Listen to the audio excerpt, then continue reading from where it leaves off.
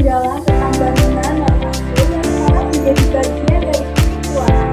Tadi kalian harus menyaksikan videonya. Selamat menyaksikan!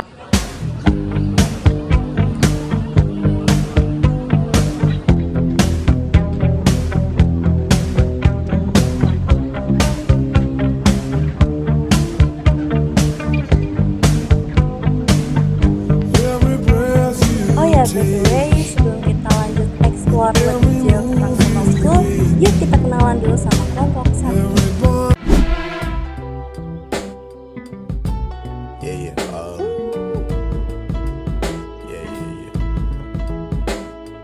That's the way every day goes. Every time we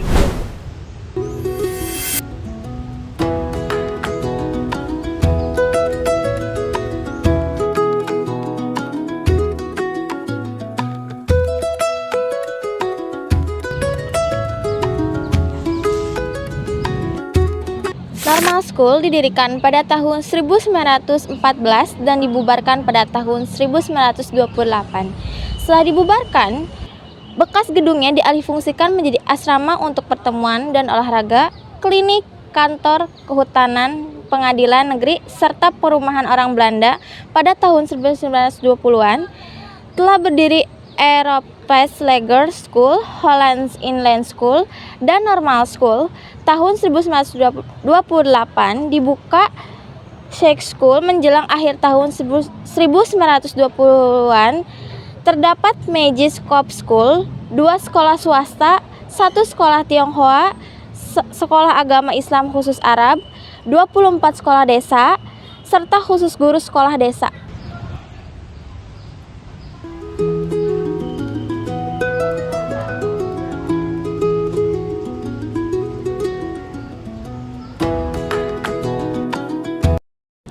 Pada masa pendudukan Jepang, sekolah rakyat atau Gokumin-gakko yang sebelumnya dibuka di Purwakarta dan desa-desa yang sebelumnya memiliki RST School dan Tweed School, sekolah menengah pertama atau Soto-chugakko dibuka kembali pada September 1942. Sekolah guru atau Shihan-gakko merupakan kelanjutan dari Holland School Inland Quick School dan dibagi menjadi Soto Shihan-gakko selama 2 tahun, Guto Shihan-gakko selama 4 tahun, dan Koto Shihan-gakko selama 6 tahun. Pada tahun 1942 sampai 1943, bekas Normal School digunakan sebagai markas tentara Jepang Dai Nippon. Setelah markas dipindahkan ke kantor Keresidenan Honbu, Engku Sundoro mendirikan SMP atau Soto-chugakko di lokasi tersebut. Gedung tersebut digunakan sebagai sekolah dari tanggal 11 Oktober tahun 1942 sampai 21 Juli tahun 1947. Kemudian digunakan sebagai markas tentara pendudukan Belanda dari tanggal 21 Juli tahun 1947 sampai 27 September tahun 1949. Setelah kemerdekaan Indonesia, pendidikan guru berkembang dari Sekolah Guru B (SGB) yang didirikan pada tahun 1950. Kemudian diperluas dan digabungkan pada tahun 1958. Kemudian pada tahun 1960 juga didirikan Sekolah Guru atau SGA. Dan pada tahun 1967 juga diubah menjadi Sekolah Pendidikan Guru atau SPG dan PGSLT. Dan pada tahun 1989 sampai 1990 Lembaga Pendidikan Guru dialihfungsikan menjadi PGSDI KIP yang kemudian menjadi bagian dari Universitas Pendidikan Indonesia. Sekolah rakyat pada masa Jepang telah berubah menjadi sekolah dasar pada tanggal 13 Maret 1946. Meskipun istilah sekolah rakyat masih digunakan dalam percakapan sehari-hari. Pada tahun 1960-an hingga 1970-an. banyak sekolah di Purwakarta menggunakan nama awalan Purwa seperti Purwa Asri, Purwa Ayu, Purwa Dandan hingga Purwa Tani, kecuali SD Ampera 1 dan SD Ampera 2. Sekitar tahun 1977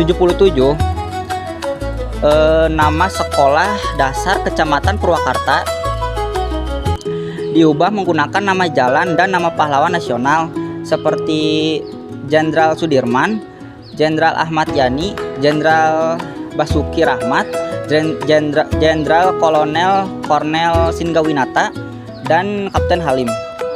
Masing-masing menggunakan nomor urut.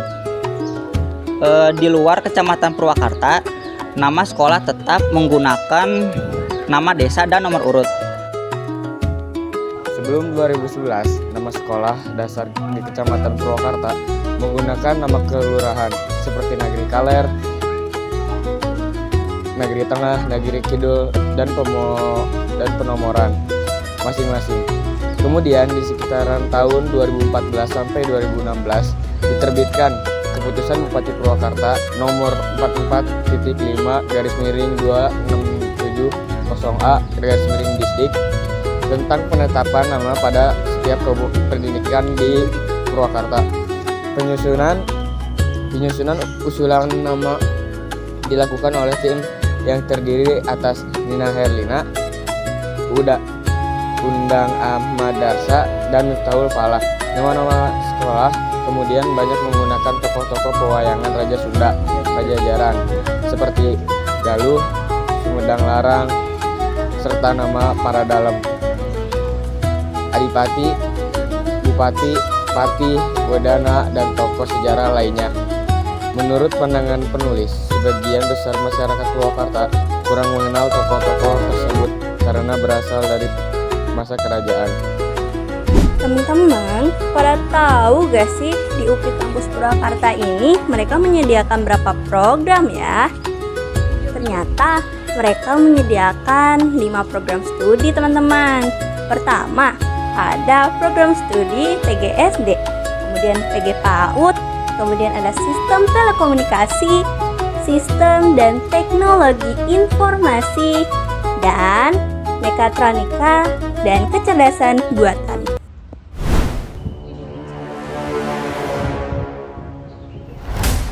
Nah, teman-teman, konon katanya mitos yang sudah lama beredar dan masih dipercaya oleh sebagian orang bahwa bangunan Normal School yang sekarang menjadi bagian dari UPI Purwakarta memiliki mitos karena bangunannya yang sudah lebih dari 1 abad. Mulai dari seringnya muncul penampakan noni dan tentara Belanda di lorong-lorong saat malam hari, dan adanya suara mistis-mistis yang sering terdengar, serta cerita bahwa bangunan Normal School ini didirikan di atas kuburan tua.